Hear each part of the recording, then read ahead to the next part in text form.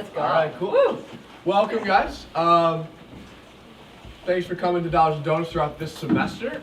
Be aware, looking for our dates for next semester. We'll come out with those right after J term sometime. So you don't have to stress. You won't miss a ton. But we'll just get going. So I do appreciate you guys coming. Today, we are represented by Sheila. She's from CP Federal, which is our sponsor for this event. So all these donuts and coffee that you've been eating throughout the semester has been wonderfully provided by them. And today she's going to share a lot about funding, a lot of the entrepreneurship ideas that we have heard about and learned about throughout this semester. So about 15 minutes, and then we'll transition to our question and answer time. So All right. take it away. Great. Thank you. I am so excited to be here. Everybody ready to have a good day? Yeah. All right. And it's always better with a little bit of coffee and sugar, right? All right. I'm Sheila Troxel. I head up the financial education department at CP Federal, and I was really excited to hear that you guys were focusing on entrepreneurial topics for this year's Dollars and Donuts. And I'm excited to talk to you guys a little bit about how you fund those bright ideas. I only get 15 minutes to do this, so I am going to try to give you a lot of information in the next 15 minutes, and I'm looking forward to your questions and answers. So let's get started here. So you have a bright idea, right?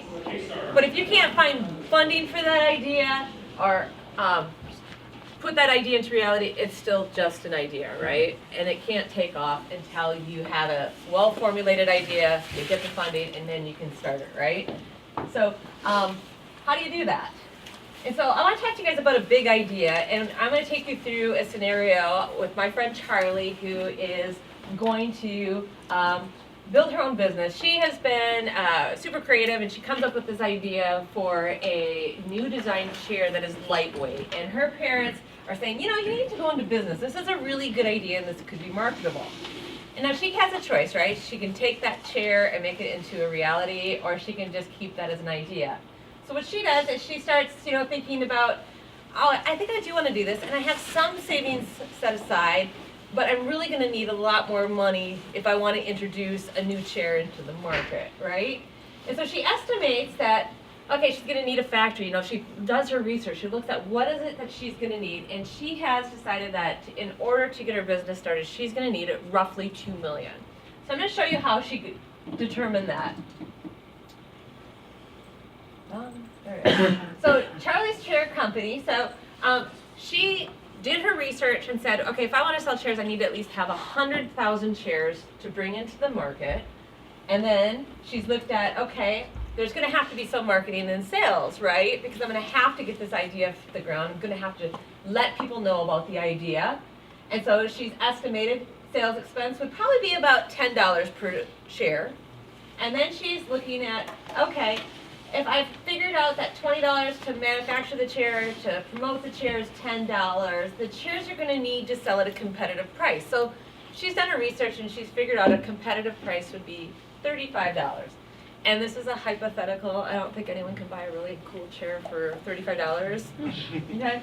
Maybe you could at Target or, you know.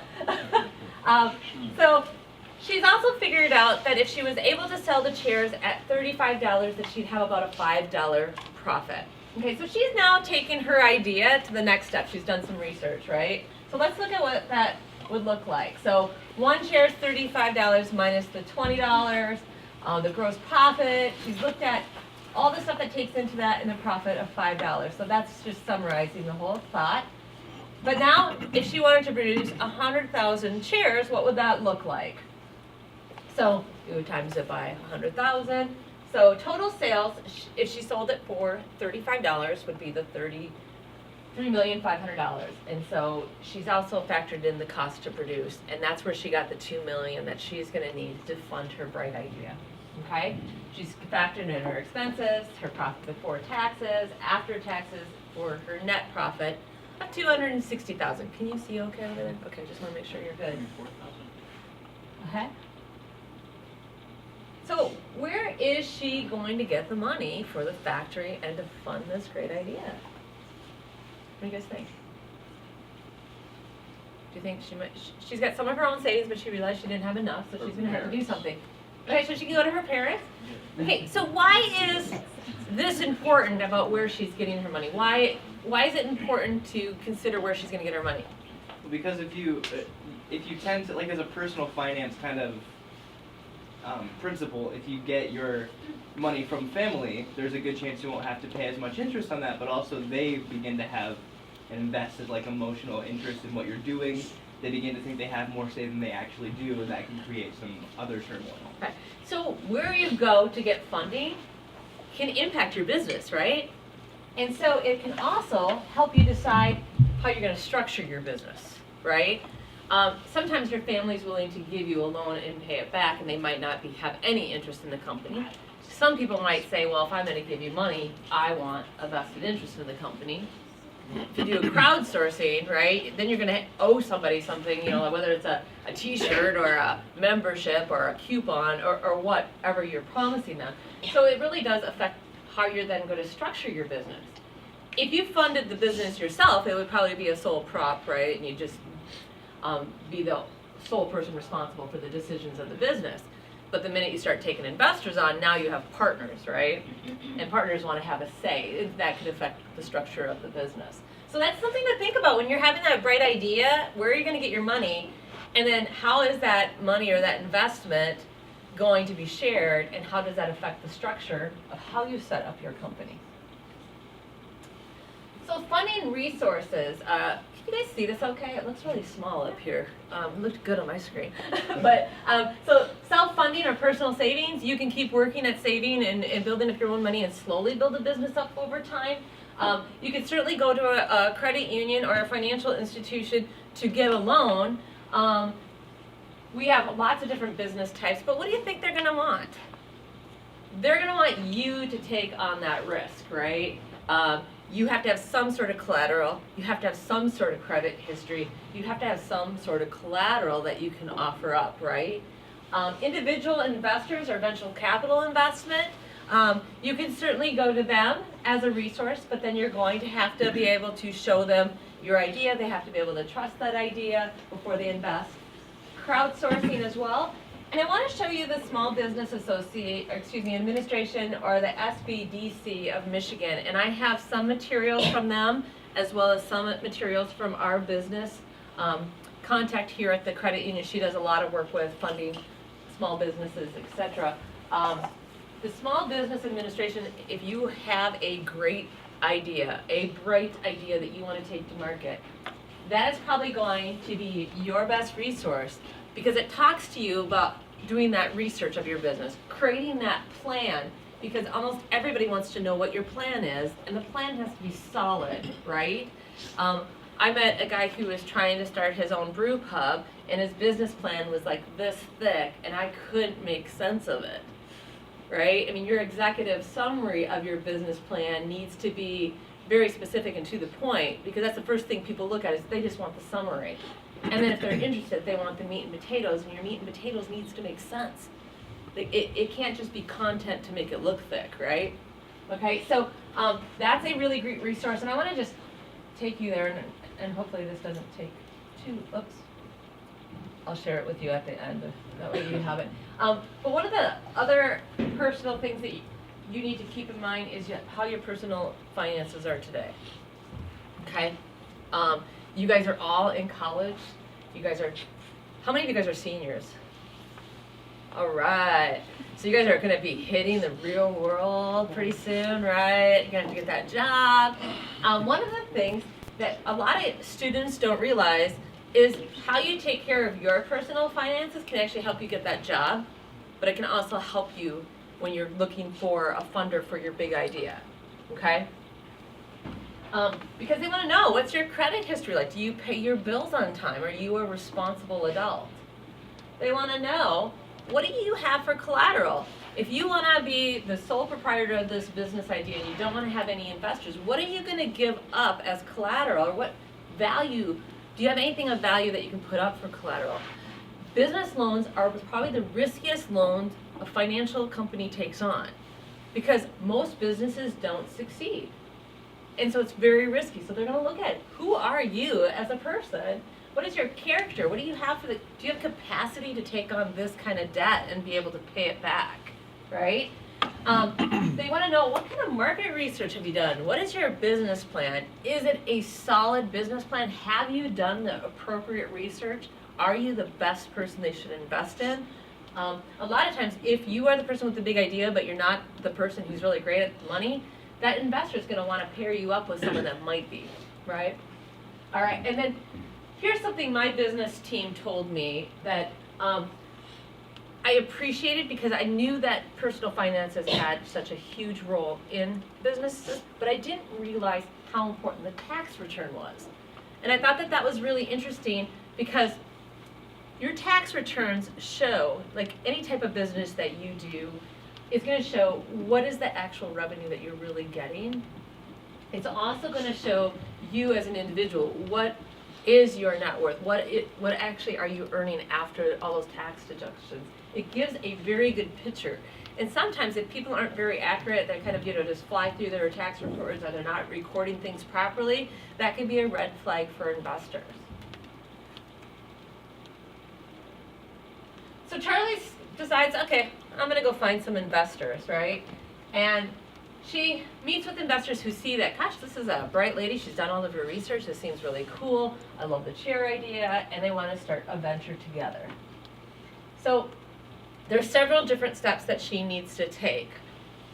She has to explore the different business structures. Okay, if I have investors, what is that gonna look like? She is opting to do for a corporation. This way they can issue shares for each investor, that type of thing. So she names the corporation the Michigan Chair Company instead of the Charlie's Chair Company. This way, it's not in her name. If she ever wants to sell it, it's just easier, right? So she names it Michigan Chair Company, and she selects the few people that, the investors, to be the board of directors. And at the annual meeting, they decide that they're going to issue shares. And this is probably a little heavy, and so I'm just going to go over it really light, because this is really an introduction. But it also helps you understand maybe how corporations get started, right? So at the annual shareholders meeting, which is maybe 4 or 5 people at this point, right? They decide that they're going to authorize 400,000 shares, but they have only issued 250. And the reason a lot of companies do that is if they ever want to take on a new investor, they can offer some authorized shares, then can become issued. So they decided they're going to issue 250,000 shares of stock out of the 400 that have been authorized. So in summary, the ownership is divided into the shares, the 250,000. Those are outstanding. So anything that's been issued is outstanding, and then the remaining is still out of the 400,000 shares that were authorized. So the board of directors are then elected by the stockholders, which is probably themselves, or they might have someone that is an expert that they might want to bring onto their board for their opinion and expertise. And now the chair company is considered to be a private corporation. Okay? At some time, if they really take off and those chairs become really super cool and they're now selling them left and right, they might decide that they want to go public and issue an IPO. It's probably a little bit more information than you wanted to know about entrepreneurship, but it's cool how a little idea can become a big idea, and just by how you get the funding, it could become a private corporation, and then if it does really well, next thing you know, it could be publicly traded on the stock market. So later, the company might allow them to go public, and the interesting thing about this, though, is you can't just do that your first year. You have to have a proven track record. The other thing is, too, is a lot of times those funders really want to see that you have a proven track record. So getting this type of business up and running off the ground is very, very difficult.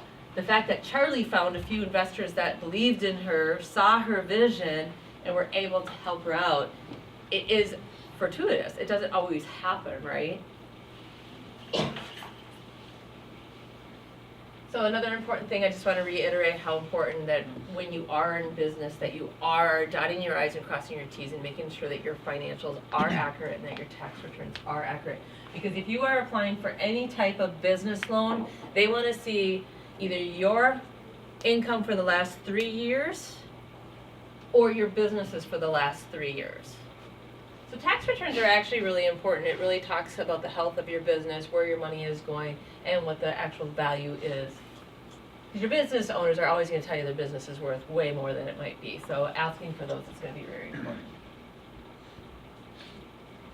All right, so the business is up and running. They got it started, and eventually they might need some additional capital.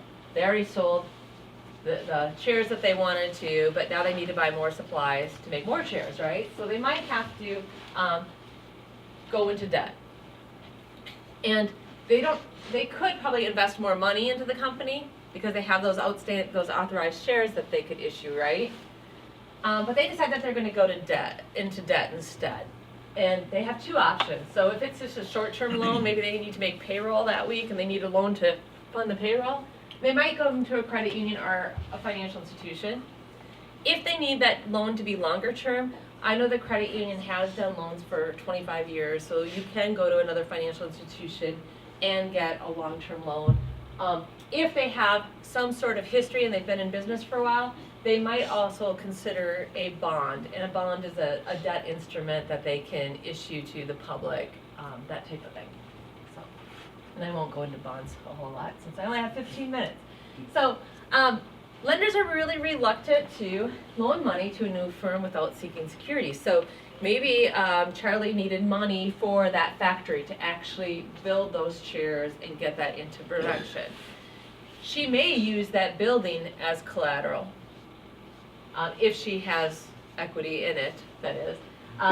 So why would they want to use collateral and get a loan? Why might a company want to do that?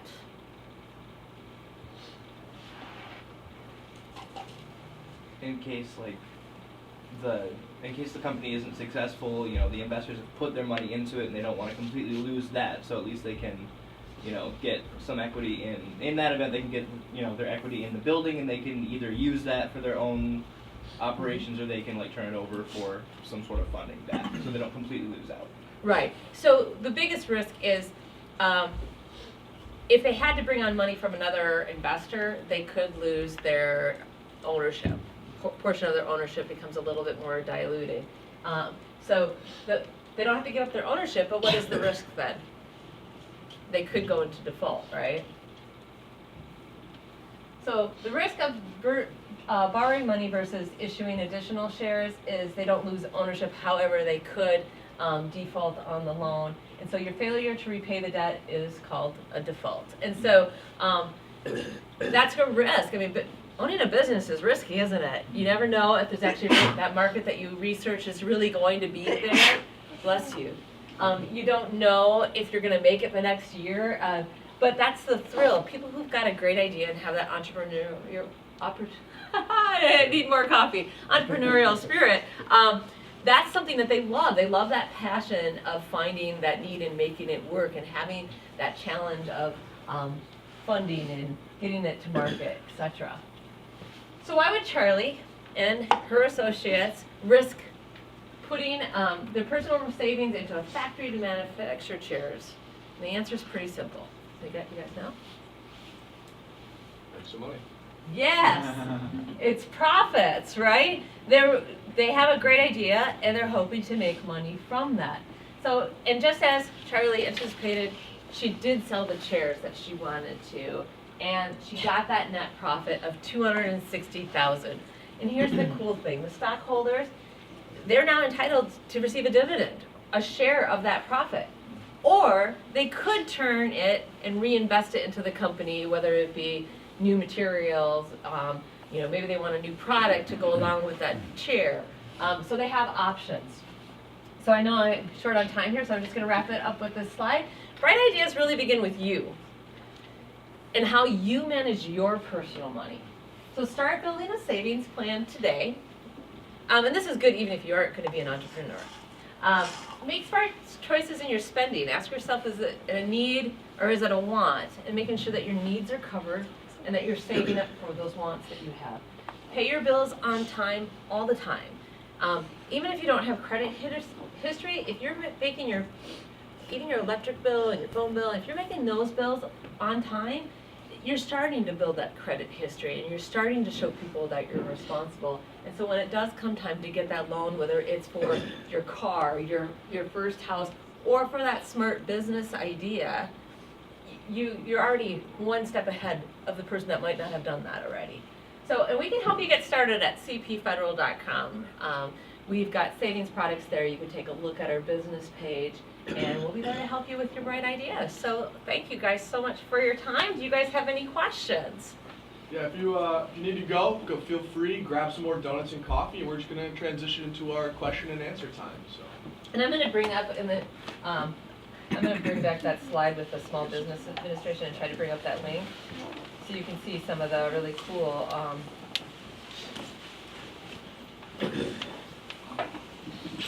resources that they have.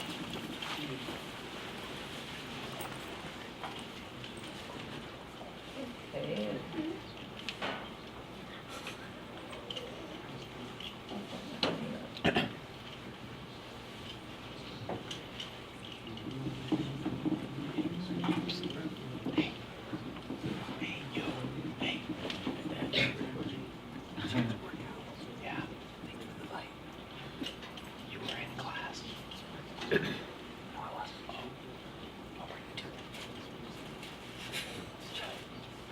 What, Andrew, I like jokes. Tell me.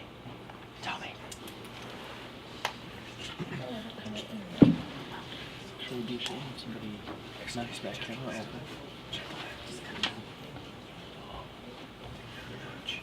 No. This is as far as I can. What's going on? No, I have questions. Legitimate questions. Should anyone have any questions?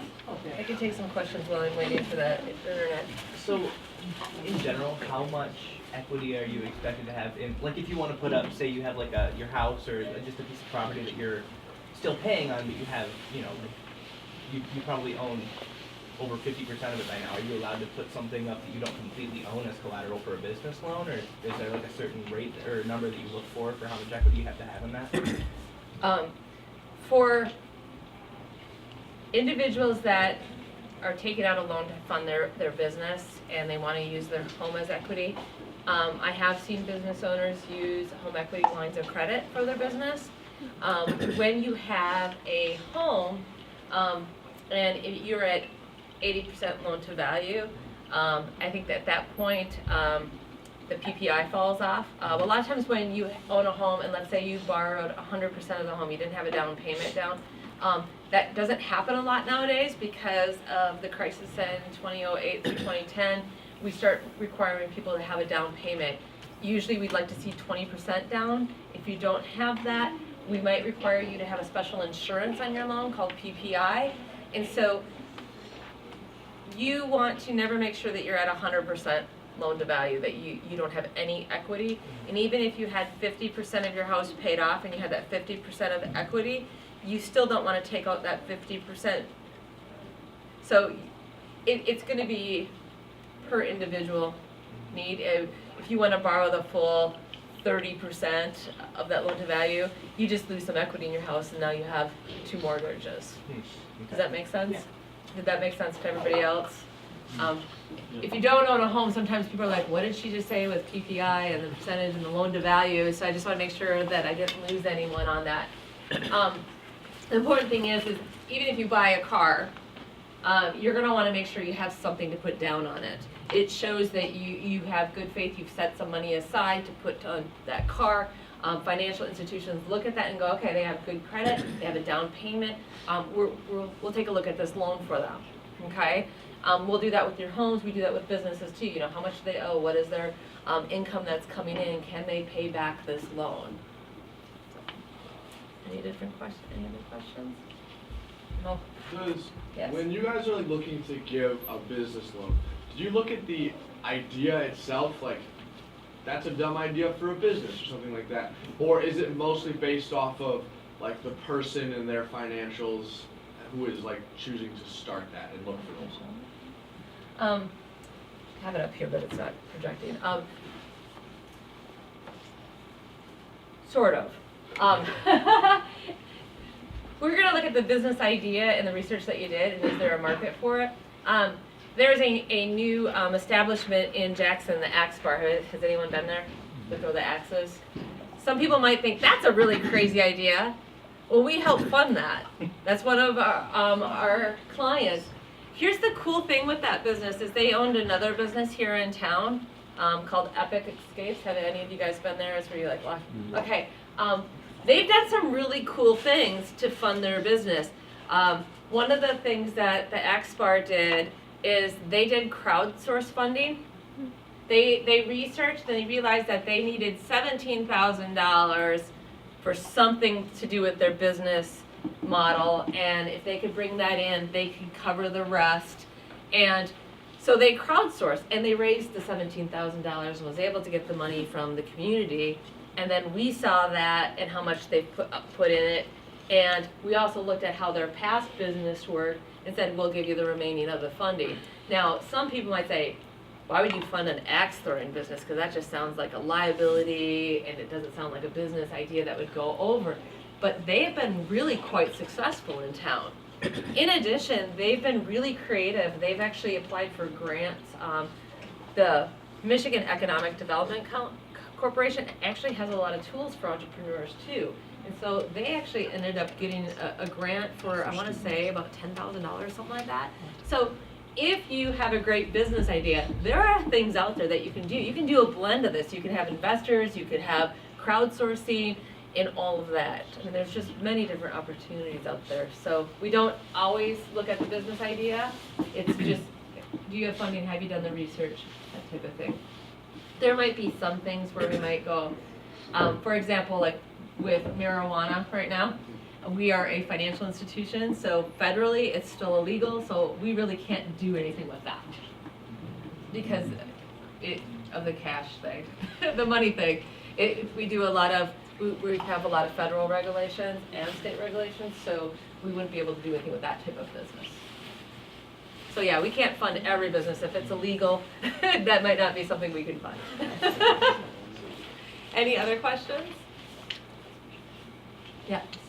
What are some things that you should look for if you're looking to like become a partner and invest in a business idea? Like, what are the big 3 things that like you as an investor look for, not necessarily as somebody who's like giving a formal loan? Does that make sense? Like. So you want to know how an investor would look at it versus a financial institution? Yes.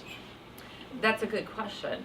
I would think that they're going to look at very similar things because a financial institution is looking for those same type of risks that an investor would. An investor is going to look at to say, hey, they're going to look at tax returns too. They want to know the money flow. They want to know how much profit is being generated because you want to share that profit, right? So you're going to look at the same things. You know, is this person the person you want to work with? Do they have a solid idea? Do they have a good team? You know, you're going to look for any of those risks that might you probably are going to be, I would have to say, you're going to look at some of the same things. You might have a risk tolerance that's higher than a financial institution. You're willing to take on more risk, where a financial institution might not be. That would probably be the biggest difference. Okay. Great, thanks. Mm-hmm. Did that make sense, you guys? Everybody has their own risk tolerance, right? We always talk about with like personal finances, you should never do what your neighbor's doing because they might be a really risky person and not, you know, and you might not want to see all those fluctuations with your money. So everybody's going to be unique in how they value money, how they invest money, the amount of risk that they're willing to take. Any other questions? Oh, this has been a great group. Thank you guys so much for your time. Thank you so much. There's an information